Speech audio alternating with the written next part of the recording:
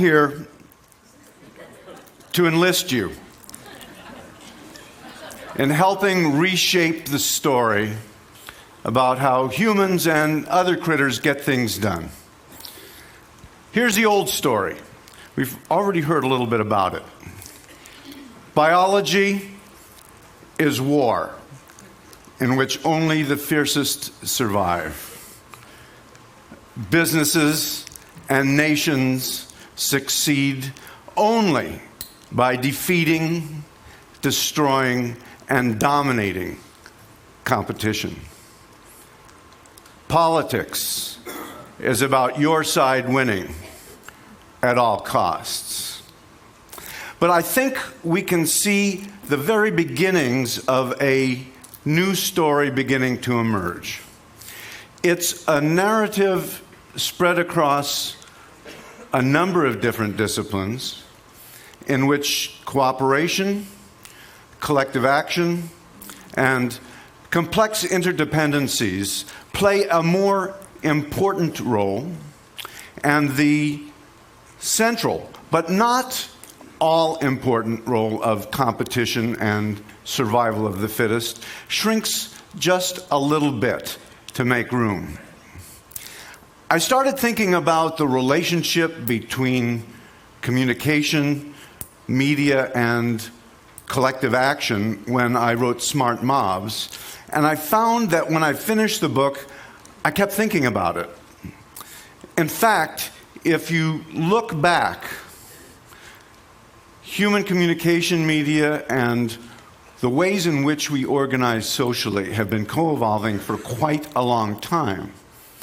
Humans have lived for much, much longer than the approximately 10,000 years of settled agricultural civilization in small family groups. Nomadic hunters bringing down rabbits, gathering food. The form of wealth in those days was enough food to stay alive. But at some point, they banded together to hunt bigger game. And we don't know exactly how they did this, although they must have solved some collective action problems. It only makes sense that you can't hunt mastodons while you're fighting with the other groups. And again, we have no way of knowing, but it's clear that a new form of wealth must have emerged. More protein than the hunter's family could eat before it rotted.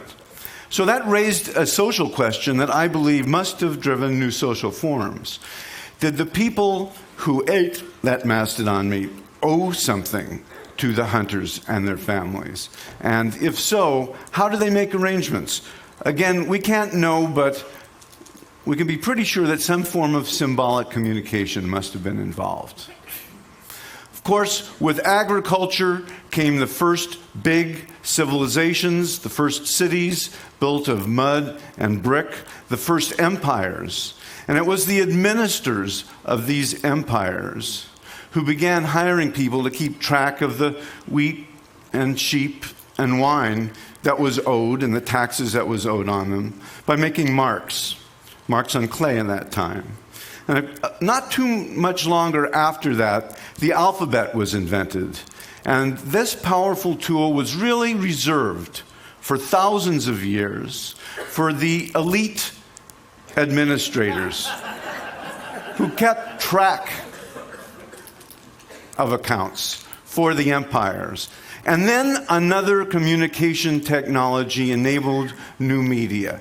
The printing press came along, and within decades, millions of people became literate.